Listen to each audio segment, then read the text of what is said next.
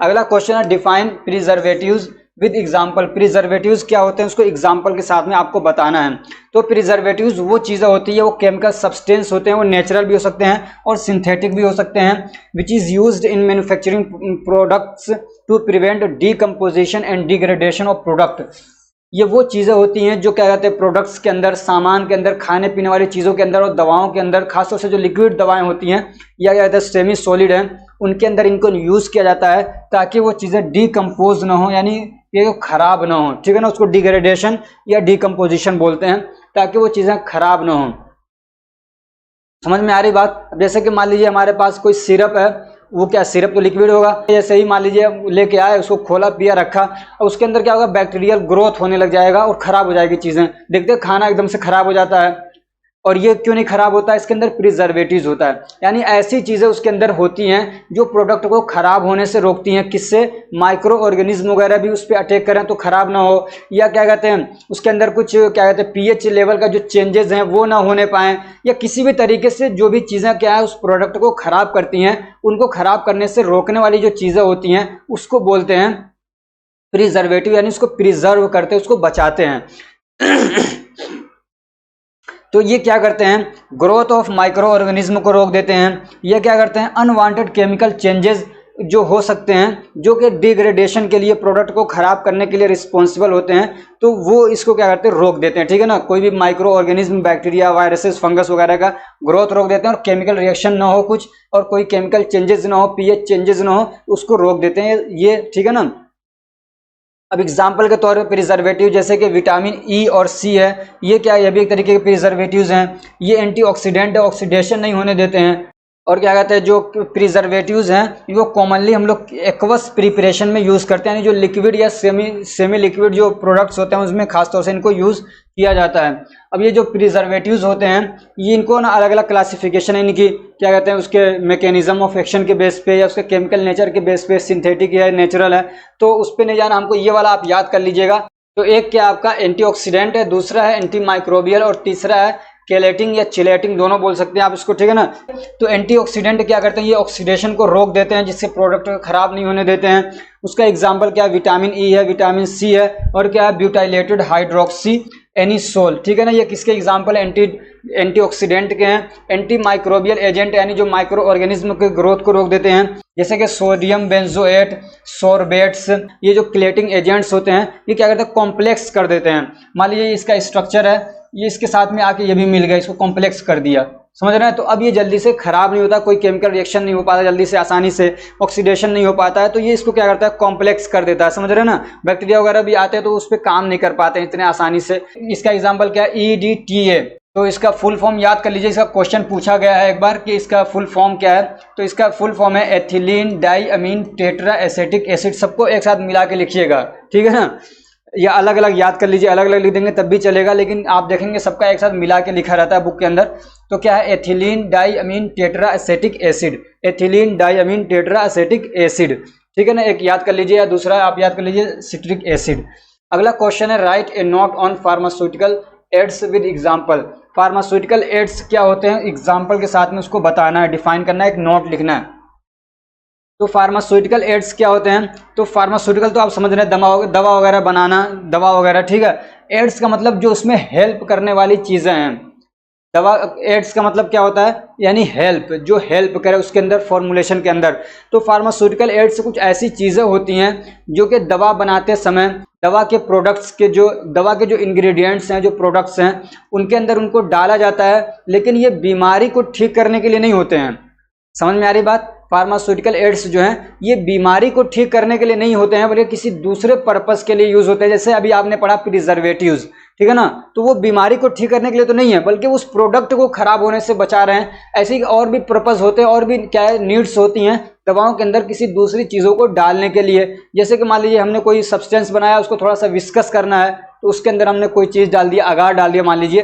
तो ऐसी कुछ चीज़ें अलग से हम लोग डालते हैं ताकि वो चीज़ें क्या है, थोड़ा सा उसको हम इम्प्रूव कर सकें। लेकिन वो जो चीज़ हम लोग डाल रहे हैं वो क्या है, बीमारी को ठीक करने के लिए नहीं है। तो इसको हम लोग ऐसे बोलते हैं कि एपीआई, जो एक्टिव फार्मास्यूटिकल इंग्रेडिएंट है, इसके अलावा जो चीज़ें हम लोग डालते हैं एपीआई के अलावा, और भी चीज़ें जो हम लोग दवा बनाते समय किसी प्रोडक्ट के अंदर डालते हैं, वो होते हैं हमारे फार्मास्यूटिकल एड्स, जो कि बीमारी को ठीक करने के लिए नहीं होते हैं, बल्कि अगर होते भी है तो बहुत थोड़ा बहुत उनका अमाउंट हो, मतलब बहुत थोड़ा बहुत वो हेल्प करते हैं बीमारी को ठीक करने के लिए, ठीक है ना। तो वो सिर्फ क्या करते हैं, एपीआई को सपोर्ट करते हैं कि इसको अच्छे से बनाया जा सके, इसको अच्छे से फॉर्मुलेट किया जा सके, अच्छे से एडमिनिस्टर किया जा सके, इसको खराब होने से बचाया जा सके, ठीक है ना। जो असल मेन इंग्रेडिएंट है जो बीमारी को ठीक करने के लिए है, तो वो होते हैं हमारे फार्मास्यूटिकल एड्स।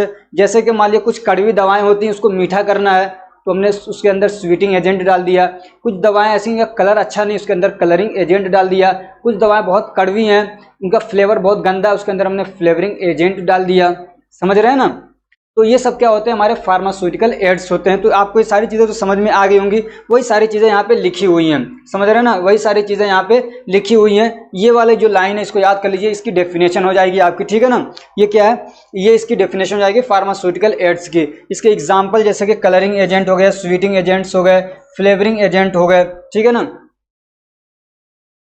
इसको इसको हम लोग क्या कहते हैं, इसको एक्सिपिएंट्स भी बोलते हैं। क्या बोलते हैं, एक्सिपिएंट्स भी बोलते हैं, ठीक है ना। फार्मास्यूटिकल एड्स को एक्सिपिएंट भी बोलते हैं। और अब ये ना एक बार क्वेश्चन पूछा गया था कि अलग अलग टाइप के कुछ मतलब क्या कहते हैं फार्मास्यूटिकल एड्स आप लिखिए, ठीक है ना। सिलेबस में ऐसे दे नहीं रखा है, तो यहाँ पे कुछ मैंने क्या दे रखे हैं जो फार्मास्यूटिकल एड्स हैं, जो क्या है दवा बनाने में यूज होते हैं, ठीक है ना।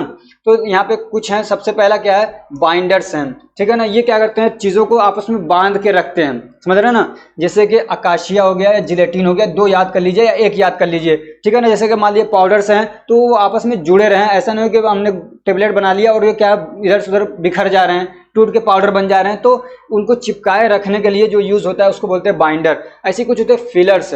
अब ये फिलर्स क्या करते हैं, या इसको बल्क भी बोल देते हैं, ठीक है ना। तो ये क्या करते हैं, जो मान लीजिए कोई दवा है उसके अंदर एपीआई इतना थोड़ा सा है, लेकिन इतना थोड़ा सा कैसे कोई खाएगा, तो उसका साइज थोड़ा सा बड़ा कर दिया जाए ताकि खाने में आसान हो। तो अब वो जो चीज़ें उसके अलग से डालेंगे हम लोग साइज बड़ा करने के लिए, वो हो जाता है हमारा क्या, फिलर्स, ठीक है, समझ में आ रहा है ना। और क्या होता है, डिसइंटीग्रेटिंग एजेंट्स होते हैं, डिसइंटीग्रेंट होते हैं। ये क्या करते हैं, जब हमने दवा खा लिया, ठीक है ना, तो अब दवा को तोड़वाते हैं। ये अगर वो टूटे ना तो दवा काम ही नहीं करेगी। तो कुछ ऐसी चीज़ें हम लोग डालते हैं जो पेट में जाने के बाद यानी हमारे जीआईटी में जाने के बाद दवा टूट जाए, तो उसको बोलते हैं डिसइंटीग्रेटिंग एजेंट।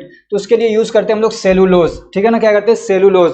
ऐसी कुछ लुब्रिकेंट्स होते हैं। लुब्रिकेंट्स क्या करते हैं, prevent ingredients from sticking to manufacturing equipments. ऐसे क्या कुछ हम लोग चीज़ें ऐसी भी मिलाते हैं कि जो हमारा क्या कहते हैं प्रोडक्ट है वो मशीनों के अंदर चिपके ना, समझ रहे हैं ना। वरना तो पता चला हम मशीन या नहीं तो पता चल रहा है कि हम लोगों ने पाउडर को डाला टेबलेट बनाने के लिए, आधा तो उसी में चिपक जा रहा है, तो छोटे छोटे से टेबलेट बनेंगे। तो कुछ ऐसी चीज़ें डालते हैं ताकि वो चिपके ना। तो उसके लिए हम लोग या क्या यूज़ करते हैं, स्टेरिक एसिड यूज़ कर लेते हैं या टाल्क यूज़ कर लेते हैं, ठीक है। उसके बाद क्या प्रिजर्वेटिव्स हम लोग डालते हैं, जैसा कि आपको बताया पहले। कुछ सॉल्वेंट की ज़रूरत पड़ती है कई बार, ठीक है ना। उसको क्या कहते हैं, मतलब चीज़ों को थोड़ा सा वेट करने के लिए, थोड़ा गीला करने के लिए कोई चीज़ मिलाने की ज़रूरत पड़ती है उसको, जैसे कि वाटर हो गया, कभी अल्कोहल मिलाया जाता है, एसीटोन वगैरह, ठीक है ना। ये तो समझ में आ रहा है आपको। कलरिंग एजेंट उसको कलर देने के लिए यूज़ कर लेते हैं, या स्वीटिंग एजेंट यूज हो जाते हैं, फ्लेवरिंग एजेंट्स यूज़ हो सकते हैं, इमल्सिफाइंग एजेंट यूज़ होते हैं, ठीक है ना। इमल्सिफायर्स इसको बोलते हैं। इसके बारे में आपको पीछे मैंने पढ़ा दिया। तो इसका एक एग्जांपल है जैसे कि सोडियम लोरिल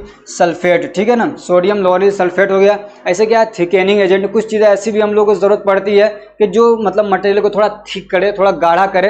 अब ऐसा नहीं कि सब हर एक दवा के अंदर डालेंगे, भाई जिसकी ज़रूरत होगी उसको डाला जाता है, ठीक है ना। जैसे कि मेथाइल सेलुलोज इस पर्पज़ के लिए यूज़ करते हैं, ऐसे डाइल्यूएंट्स यूज़ करते हैं। तो इसको किस लिए यूज़ करते हैं कि जो हमारा मतलब क्या कहते हैं फॉर्मुलेशन है, जो हमारा सब्सटेंस है उसका वॉल्यूम बढ़ाने के लिए।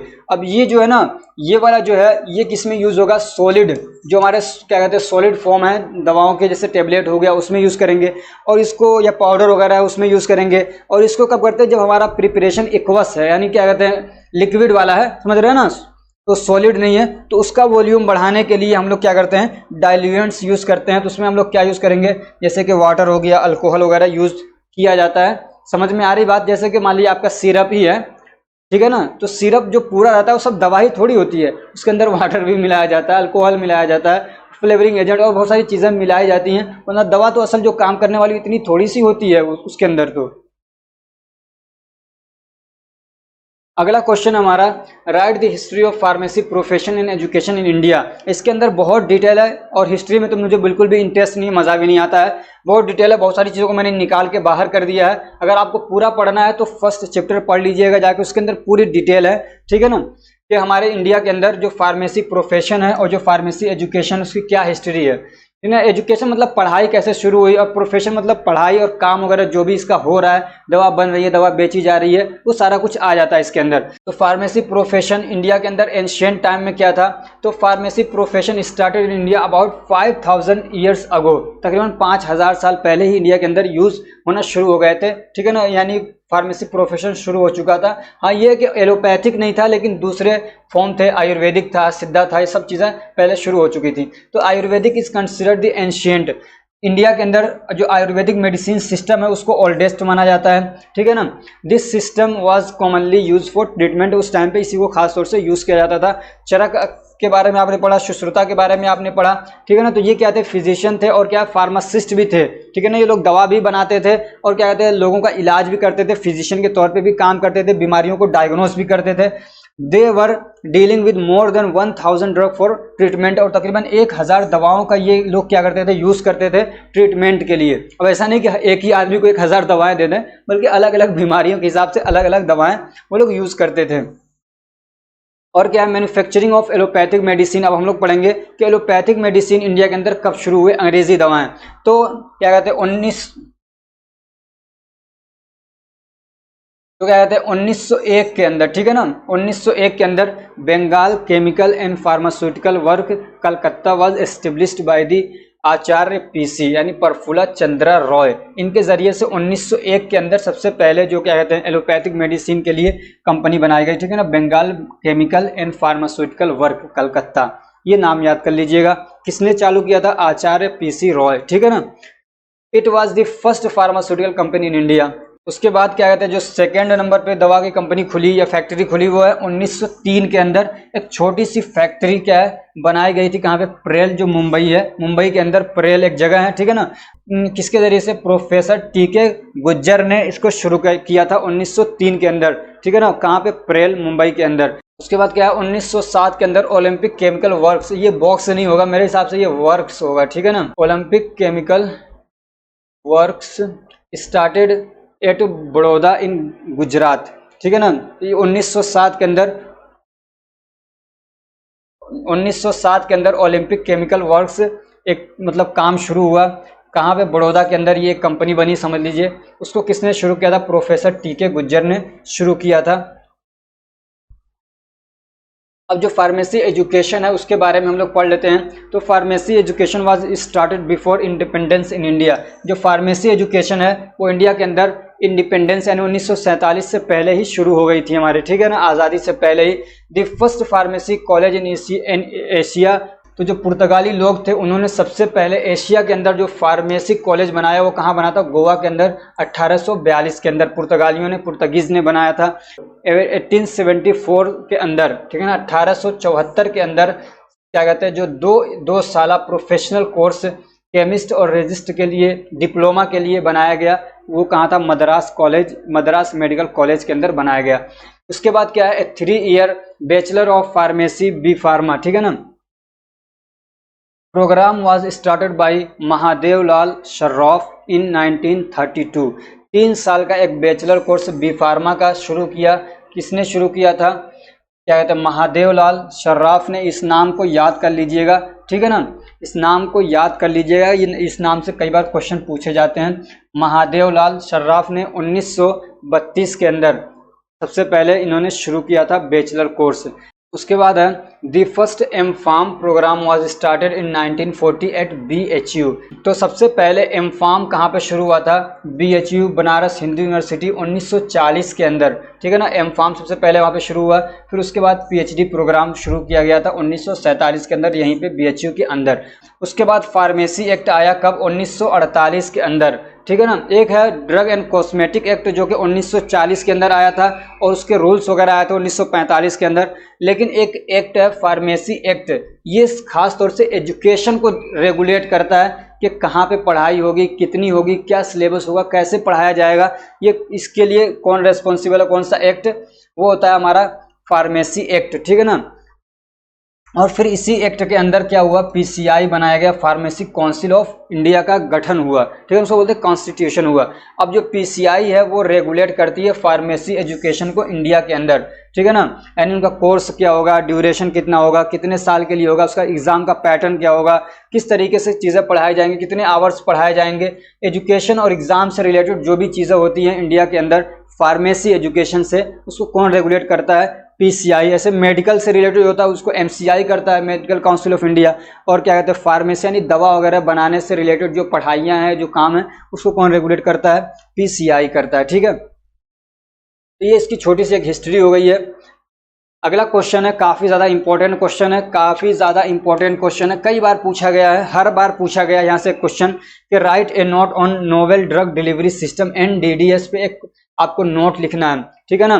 तो novel drug delivery system is a innovative और special way of administration of drug. ये क्या एक नया तरीका है, नोवेल ड्रग डिलीवरी सिस्टम क्या है, पहले जो तरीके चल रहे थे उससे एक अलग एक इनोवेशन हुआ है, एक नया तरीका खोजा गया है, ठीक है ना। आप ये भी कह सकते हैं कि स्पेशल टाइप का एक क्या कहते हैं एडमिनिस्ट्रेशन ऑफ ड्रग का तरीका होता है।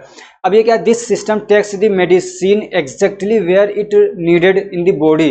अब ये जो सिस्टम है इसका कुछ फीचर्स देखते हैं, कुछ उसकी बातें देखते हैं। तो जहाँ पे दवा को पहुँचाना है, ये जो सिस्टम है ये इस तरीके से मतलब इनको दवाओं को बनाया जाता है कि जहाँ पे एग्जैक्टली पहुँचना चाहिए दवा वहीं पहुँच रही है, समझ रहे हैं ना। तो ये इसमें एक चीज़ है, it has a control release drug delivery system. For example इसमें क्या होता है, एक control release drug delivery system होता है, यानी आपने एक दवा खाई 500 mg की, एग्जाम्पल यहाँ पे दिया हुआ है। अब उसको हमको चाहिए लेकिन बॉडी को यानी हमारी बीमारी के अकॉर्डिंग सिर्फ 100 mg ही चाहिए, मतलब सुबह में 100 mg चाहिए, दोपहर में 100 mg चाहिए, शाम में 100 mg चाहिए। और दवा हमने खाई 500 mg की। अब वो दवा ऐसा नहीं कि एकदम से जाके 500 mg रिलीज हो, नहीं, उसमें क्या हो रहा है, दवा गई 100 mg सिर्फ रिलीज हो रही है सुबह के अंदर। फिर अब दोपहर में दवा खाने की हमको टेंशन नहीं है, कहीं भी घूम रहे, खा रहे हैं, सो रहे, कोई मतलब नहीं है, फिर दोपहर होते ही 100 mg और रिलीज हो जा रही है। फिर शाम में मुझे दवा खाना था लेकिन दवा खाने की हमको कोई ज़रूरत नहीं, टेंशन नहीं, 100 mg फिर शाम में रिलीज हो जा रही है। फिर पता चला सुबह में दवा खाना था 100 mg की, उसमें टेंशन नहीं है, पहले से हमने 500 mg खा लिया ना, फिर सुबह में 100 mg रिलीज हो रही है अगले दिन, फिर दोपहर में 100 mg रिलीज हो रही है। तो ये एक तरीका होता है इसके अंदर, इसको बोलते हैं कंट्रोल रिलीज। और इसी में आपने पढ़ा था टेबलेट वाले चैप्टर के अंदर कि एक सिस्टम इसमें होता है कि एक तो कंटिन्यूसली थोड़ी दवा रिलीज होती रही। इसमें क्या दो तरीके की समझिए है, एक तो ये कि टाइम टू टाइम एक स्पेसिफिक दवा रिलीज हो रही है, स्पेसिफिक अमाउंट, और एक तरीका ये हो रहा है इसमें कि हमने दवा खा लिया, वो थोड़ी कंटिन्यूसली रिलीज होती रह रही है, समझ रहे हैं ना।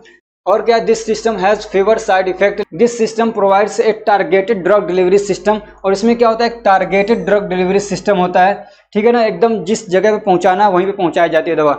अब इसमें ये पूछा जाता है कि इसका इंपॉर्टेंस क्या है वो बताइए, समझ रहे हैं, ये पूछा जाता है कि एनडीडीएस का इंपॉर्टेंस क्या है। तो this system has improved efficacy and safety. इस सिस्टम ने क्या किया, एफिकेसी को, दवा के इफेक्ट को बढ़ा दिया और सेफ्टी को बढ़ा दिया, और इससे कुछ साइड इफेक्ट को कम भी कर दिया इसने क्या किया, इट्स अवेलेबिलिटी इज हाई। ये दवा खाने के बाद जो दवा का मतलब क्या कहते हैं, एक जो मतलब जो दवा का अमाउंट पहुंचता है काम करने के लिए किसी भी जगह पे, तो उसको बोलते हैं अवेलेबिलिटी। तो उसको ये क्या कहता है, बढ़ा देता है। ऐसे क्या, it reduce the number of drug administration. बार बार दवा आपको नहीं खाना है, एक बार दवा खा ले रहे 4 टाइम की छुट्टी, तो वो ये फायदा इसमें दे रहा है। ऐसे क्या, it provides a targeted drug delivery system, ठीक है ना। ऐसे क्या, इससे थेरापेटिक इफेक्ट इज हाई। इसका जो मतलब थेरापेटिक इफेक्ट है, यानी दवा जैसे जाने के बाद जो एक्शन दिखाती है उसको बोलते हैं थेरापेटिक इफेक्ट, ठीक है ना, तो वो इसका हाई है। ऐसे क्या, it provides a precise dose. ये क्या, प्रिसाइज डोज में दवा दी जाती है, यानी जितना हमको चाहिए उतना ही दवा इसके जरिए से हमको पहुंचाया जाता है। और ऐसे इसमें डोजेस फॉर्म होते हैं जो पेशेंट को क्या है मतलब अच्छे लगते हैं। अब इसके लिए ये पूछा जाता है चैलेंजेस बताइए, ठीक है ना। ये क्वेश्चन पूछा गया है कि क्या कहते हैं, नोवेल ड्रग डिलीवरी सिस्टम के चैलेंजेस क्या हैं उसको बताइए, ठीक है ना। तो मेजर चैलेंजेस ये हैं कि poorly soluble drugs are not suitable for NDDS. जो दवाएं क्या है आराम से मतलब इजीली क्या है क्या कहते हैं सोल्यूबल नहीं है, यानी पानी के अंदर घोलना है तो नहीं घुल नहीं, केमिकल क्या कहते हैं अल्कोहल के अंदर घोलना है तो नहीं घुल नहीं है, तो ऐसी दवाओं को क्या है मतलब बहुत दिक्कत होती है एनडीडीएस बनाने के लिए। ऐसे क्या है, NDDS research and development is time consuming process, और ये जो रिसर्च है इस पे नोवल ड्रग डिलीवरी सिस्टम वाला बहुत टाइम लगता है और बहुत ज़्यादा क्या इसमें टाइम देना पड़ता है। ऐसे क्या इसके लिए मतलब कैपिटल इन्वेस्टमेंट भी चाहिए, बहुत ज़्यादा पैसा भी लगता है। ऐसे क्या कहते हैं, the administration and implantation cost of nano medicine is very high. जो इसकी नैनो मेडिसिन आती हैं उसको क्या कहते हैं, बॉडी के अंदर कहीं पे इम्प्लांट करना है, समझ रहे हैं ना, या उसको एडमिनिस्टर करना है, तो उसका जो कॉस्ट होता है बहुत हाई होता है, वो हर कोई नहीं कर पाता है। उसके लिए क्या है, ट्रेंड पर्सन चाहिए होते हैं। ऐसे there are no specific regulatory guidelines for NDDS products. ऐसे क्या कहते हैं, जो एनडीडीएस प्रोडक्ट्स हैं इनके लिए क्या है, अभी स्पेसिफिक जो रेगुलेटरी गाइडलाइंस होती हैं वो बन नहीं पाई हैं, क्योंकि अभी नया सिस्टम है। तो पुराने जो हमारे एक्ट्स थे, दवाओं को कैसे रेगुलेट करना है, किन दवाओं को मतलब बैन करना, किन दवाओं को बेचना है, कैसे उनको स्टोर करना है, ये सारी चीज़ें जो पुरानी दवाएं थी, इन दवाओं के लिए अभी वो चीज़ें बन नहीं पाई हैं, ठीक है ना, रूल रेगुलेशंस। तो यही कह रहे हैं कि इनको इनके लिए क्या है, अभी जो रेगुलेटरी प्रोसेस होते हैं, सारी जो चीज़ें होती हैं वो नहीं है। इसलिए क्या है, ये जो दवाएं बनती हैं तो उनको अप्रूवल कराने के लिए जो रेगुलेटरीज हैं वो उसको एक्सेप्ट कर लें कि हाँ इस ट्रीटमेंट के लिए, दवा इलाज करने के लिए यूज़ किया जाएगा। तो उसके लिए चूंकि अभी रूल रेगुलेशन है नहीं, तो इसको बहुत दिक्कत होती है अप्रूवल कराने के लिए, समझ रहे हैं। अगला क्वेश्चन है, give the advantage and disadvantage of tablet, capsule and parenteral. इसको पेरेंट्रल कर लीजिए, पेरेंट्रल प्रोडक्ट्स, ठीक है ना। तो एडवांटेज ऑफ टेबलेट्स क्या है, अगर आपने पूरा सिलेबस पढ़ा होगा पीछे से, आपने चौथा चैप्टर, तो आपको तो ये आसानी है। दे प्रोवाइड्स एक्यूरेट डोज, जो क्या कहते हैं टेबलेट्स होते हैं उसमें एक्यूरेट डोज मिलता है आपको, यानी 500 mg की टेबलेट है तो सारी 500 mg की रहेंगी, समझ रहे हैं ना। ऐसा सिरप में जैसे होता है कि ढाल, इसमें क्या ढक्कन में निकाल, कभी कम कभी ज़्यादा हो सकता है, लेकिन इसमें क्या आपको एक्यूरेट डोजेस फॉर्म मिल जाते हैं, डोज मिलता है। They are cheap and their production is easy, ये सस्ते भी होते हैं, उनका बनाना आसान होता है, इनका यूज़ करना आसान होता है, ठीक है ना। और ये यूनिट डोज प्रोवाइड करते हैं, यानी ऐसा नहीं है कि एक ही जगह 20 खुराक है उसी में से निकाल निकाल के यूज़ करना है, अब उसमें नापना पड़ रहा है, उसमें क्या कहते हैं मतलब अंदाज लगाना पड़ना, ऐसा कुछ नहीं है। एक क्या कहते हैं, आपके पास एक पूरा पत्ता, एक को निकाला खा लिया, तो वही कह रहे हैं कि इसका क्या कहते हैं यूनिट डोज इस फॉर्म में इसको प्रोवाइड किया जाता है। ऐसे इनके पैकेजिंग और शिपिंग भी आसान होता है, ठीक है ना, पैक करना भी और एक जगह से दूसरी जगह ले जाना। इनकी जो हाफ लाइफ होती है, शेफ लाइफ होती है, वो ज़्यादा होती है, यानी जल्दी से एक्सपायर नहीं होते हैं। ये क्या कहते हैं नॉर्मल टेम्परेचर में भी स्टेबल रहते हैं, इनके लिए फ्रीज या किसी स्पेसिफिक टेम्परेचर इन्वायरमेंट की ज़रूरत नहीं होती है, ठीक है ना। They can be broken easily to give a low dose, और अगर इनको मान लीजिए क्या कहते हैं 500 mg की दवा 250 mg देना किसी को, तो तोड़ लिया खटाक से खिला दिया, लेकिन कैप्सूल में तो ऐसा नहीं कर सकते हैं ना। जैसे क्या है, they can be coated to mask their unpleasant taste. ऐसे ही मान लीजिए कोई दवा ऐसी है इनका जो टेस्ट है वो अनप्लीजेंट है, तो उसके हम लोग क्या कहते हैं उसके ऊपर कोटिंग कर देते हैं, तो ये भी हो सकता है इसके अंदर। ऐसे क्या दे आर अट्रैक्टिव, ये अलग अलग कलर में आते हैं तो अट्रैक्शन होता है इनके अंदर।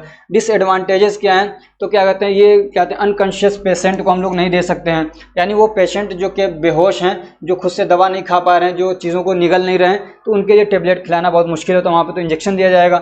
Tablets are tablets are rejected by children, बच्चे भी क्या है बहुत आसानी से टेबलेट खाने के लिए तैयार नहीं होते हैं। सम टेबलेट्स है अनप्लीजेंट एंड बिटर टेस्ट, कुछ दवाओं के अंदर क्या है क्या कहते हैं अनप्लीजेंट यानी खराब सा और बिटर कड़वा सा टेस्ट होता है, जिसमें क्या है अलग से कोटिंग करने की जरूरत पड़ती है, जिससे टेबलेट का कॉस्ट बढ़ जाता है, उसकी प्राइस बढ़ जाएगी। Tablets can cause irritation in mouth and stomach, और टेबलेट्स की वजह से माउथ के अंदर या क्या कहते हैं स्टोमक के अंदर इरिटेशन भी हो सकता है, जलन हो सकती है। इसकी बायो अवेलेबिलिटी क्या है कम है, इसलिए कि ये क्या होता है लीवर के अंदर मेटाबोलाइज हो जाता है, फर्स्ट पास मेटाबॉलिज्म से इसको गुजरना पड़ता है। इसके अब क्या कहते हैं एडवांटेजेस ऑफ कैप्सूल, कैप्सूल के एडवांटेज क्या हैं, तो कुछ जो एडवांटेज उसके हैं वो इसके भी हैं, ठीक है ना, जो टेबलेट्स के हैं वो कैप्सूल के भी हैं। The drugs have bitter and unpleasant taste और odour can be prepared in capsule, तो जो दवाओं के क्या है bitter taste, pleasant unpleasant taste या ऑर्डर होता है उनको कैप्सूल के अंदर क्या है बना देते हैं। ऐसे क्या है they are tasteless and odourless, ये टेस्टलेस होते हैं, इनका कोई महक वगैरह नहीं हो, हालांकि थोड़ी बहुत महक आती है, ठीक है ना, तो इसको क्या है हर कोई आसानी से खा सकता है। इनका प्रोडक्शन भी क्या है आसान है। दे प्रोवाइड, ये भी क्या है यूनिट डोजेस फॉर्म प्रोवाइड करते हैं, ये भी अट्रैक्टिव होते हैं अलग अलग कलर की वजह से, और इनको हैंडल करना ट्रांसपोर्ट करना क्या है आसान होता है, इसलिए इसकी कॉस्ट भी क्या है थोड़ा कम होता है। डिसएडवांटेजेस क्या है इसके, तो अनकॉन्शियस पेशेंट को नहीं दे सकते हैं, या क्या कहते हैं जो नॉन कोऑपरेटिव पेशेंट हैं, और ये टेबलेट के मुकाबले में थोड़े से महंगे होते हैं, ठीक है ना। And hygroscopic drugs can absorb moisture from capsule shell. और क्या कहते हैं जो हाइड्रोस्कोपिक दवाएं होती हैं, यानी ऐसी चीज़ें जो कि क्या कहते हैं वाटर को एब्जॉर्ब कर लेती है, जैसे नमक है आप उसको रख देंगे क्या है वाटर को खींच लेगा वो, ठीक है ना। तो ऐसी दवाओं को इसके अंदर अगर रखें हम कैप्सूल के अंदर, तो फिर क्या होता है कैप्सूल के शेल से क्या है वाटर को खींच लेती हैं, तो इस तरीके से उनके अंदर चेंजेस आ सकते हैं। ऐसे they are not suitable for highly soluble material, ऐसे जो मटेरियल क्या है बहुत ज़्यादा सोल्यूबल होते हैं तो उसको क्या है हम लोग इसके अंदर नहीं रख सकते हैं, उसका कैप्सूल नहीं बना सकते हैं, जैसे कि पोटेशियम क्लोराइड हो गया। ऐसे they required special storage condition, कई बार इनको क्या है स्पेशल कंडीशन प्रोवाइड करना पड़ता है स्टोरेज के लिए। एडवांटेज ऑफ इंजेक्शंस, ठीक है ना, पेरेंटरल, ये क्या है पेरेंटरल इसको कर लीजिए। They show rapid onset of action, इसका एडवांटेज क्या है कि आपने दवा खिलाया तो तुरंत इसका एक्शन शुरू हो जाता है, समझ रहे हैं। ये नहीं कि पहले टूटेगा, डिसइंटीग्रेट होगा, एब्जॉर्ब होगा, अपने साइड तक पहुंचेगा, ब्लड में पहुंचा, तब जाके पता चल रहा है कि काम करना शुरू कर रहा था, तब तो 1 घंटा लग गया। और जो ये वाली दवाएं होती हैं पेरेंटरल जो होती हैं, जो इंजेक्शंस होते हैं, इंजेक्टेबल जो दवाएं हैं, तो एडमिनिस्टर करने के कुछ ही सेकंड के बाद, कुछ ही मिनट के बाद एकदम से क्या एक्शन देना शुरू कर देते हैं, उसको बोलते हैं ऑनसेट ऑफ एक्शन, ठीक है ना। तो ये इनका क्या है तुरंत वो क्या होता है रैपिड होता है, फास्ट होता है। They are accurate precise doses, इसमें भी क्या एक्यूरेट और प्रिसाइज डोजेस आते हैं, समझ रहे हैं, यानी क्या कहते हैं 5 ml के एम्प्यूल हैं, वायल्स हैं, कुछ भी हैं। ऐसे क्या दे आर सुइटेबल और इन कोऑपरेटिव पेशेंट या नॉन कोऑपरेटिव पेशेंट जो हैं, जो मतलब क्या बेहोश हैं, जो सपोर्ट नहीं कर रहे हैं, खुद से दवा खा नहीं सकते, पी नहीं सकते, तो उनको इंजेक्शन लगाया जाता है। एक्सीडेंट वगैरह है, ठीक है ना, अनकॉन्शियस पेशेंट है, उनको दिया जाएगा। दे अवॉइड फर्स्ट पास मेटाबॉलिज्म, ये फर्स्ट पास मेटाबॉलिज्म को अवॉइड करते हैं, लिवर वगैरह में तुरंत नहीं जाते हैं शुरू में ही, तो इसलिए इनकी अवेलेबिलिटी जो है, इसलिए इनकी जो बायो अवेलेबिलिटी है वो 100% होती है, ठीक है। यानी 100 mg हमने दवा दिया तो 100 mg पूरा काम करने के लिए तैयार होती है। Low amount of drug required in comparison to tablet and capsule, और इस फॉर्म के अंदर दवा का कम डोज हमको देने की ज़रूरत पड़ती है, समझ रहे हैं ना, दवा का अमाउंट कम देना पड़ता है इसलिए कि इसकी बायोबिलिटी ज़्यादा होती है, समझ रहे हैं। उसके बाद डिसएडवांटेजेस क्या है, तो इसके लिए एक ट्रेंड आदमी को मतलब ज़रूरत पड़ती है, यानी एक नर्स हो या कोई आदमी जो जानता हो टेबलेट क्या, जो जानता हो इंजेक्शन लगाना, ठीक है ना। हालांकि टेबलेट में तो ये सब की ज़रूरत नहीं पड़ती है। It causes pen at the site of injection, और जहाँ इंजेक्शन लगाया जा रहा है वहाँ पे दर्द भी होता है, बहुत सारे लोग इंजेक्शन लगवाना नहीं चाहते हैं।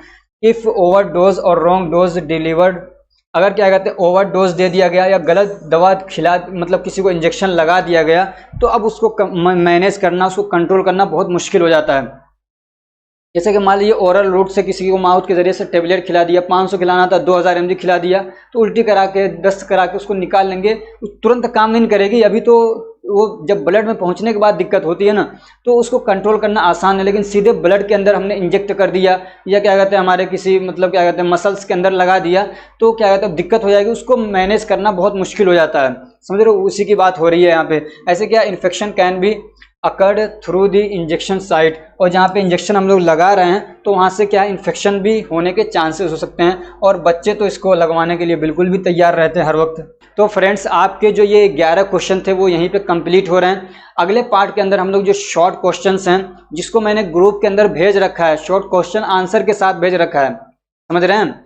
ये जो आपको मैं पढ़ा रहा हूँ, इससे 2 दिन पहले ही मैंने पैड ग्रुप के अंदर ये क्वेश्चन आंसर की PDF भेज दी थी। तो आप भी अगर क्या कहते हैं उसको ज्वाइन करना चाहते हैं हमारा पैड ग्रुप जो है, तो उसके लिए आपको क्या 100 रुपीज़ पे करना है मेरे इसी नंबर के अंदर। मेरे इसी नंबर पे मेरा नंबर है 969448050523, ठीक है ना, दिमाग भी काम नहीं कर रहा, ये 5 है।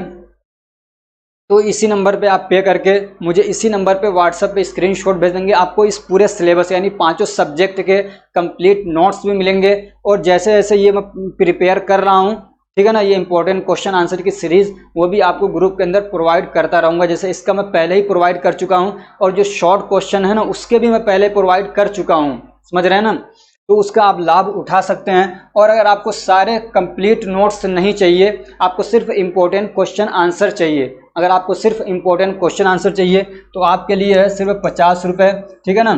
50 रुपये आप इसी नंबर पे करके मुझे व्हाट्सएप पे बता देंगे कि मैं फर्स्ट ईयर के, यहाँ पे ज़रूर मेंशन करिए मुझे फर्स्ट ईयर के चाहिए, वरना मुझे बार बार पूछना पड़ता है फर्स्ट ईयर के चाहिए या सेकेंड ईयर के चाहिए। तो आपको अगर फर्स्ट ईयर के चाहिए तो लिख दीजिए सर मुझे फर्स्ट ईयर के IMPs चाहिए, ठीक है ना। इंपॉर्टेंट क्वेश्चन आंसर की आपकी जो सीरीज बनती रहेगी, आपको उसमें क्या है देते रहेंगे हम लोग, ठीक है। तो आपके लिए thank you so much. SR pharmacy channel को एजुकेशन के लिए, अपने एग्ज़ाम के लिए चुनने के लिए हमारी तरफ से बहुत बहुत दुआएं हैं, बहुत प्रार्थना है गॉड से, मालिक से, ईश्वर से कि सबके अच्छे मार्क्स आएँ, सब लोग अच्छे नंबर से पास हो जाएं। Best of luck, thank you so much. और अपनी खुशियों के अंदर, अपनी दुआओं के अंदर, अपने क्या कहते हैं प्रेयर्स के अंदर हमें भी याद करिए। और जब पास हो जाइए तो मिठाई ज़रूर भेज दीजिएगा, व्हाट्सएप पे कांटेक्ट करिए, आपको एड्रेस बता दिया जाएगा। और अगर हमारी ये कोशिश आपको अच्छी लग रही है तो वीडियो को लाइक करिए, चैनल को सब्सक्राइब करिए और अपने फ्रेंड्स को भी शेयर करिए ताकि वो भी इससे फ़ायदा उठा सकें। Thank you so much for watching.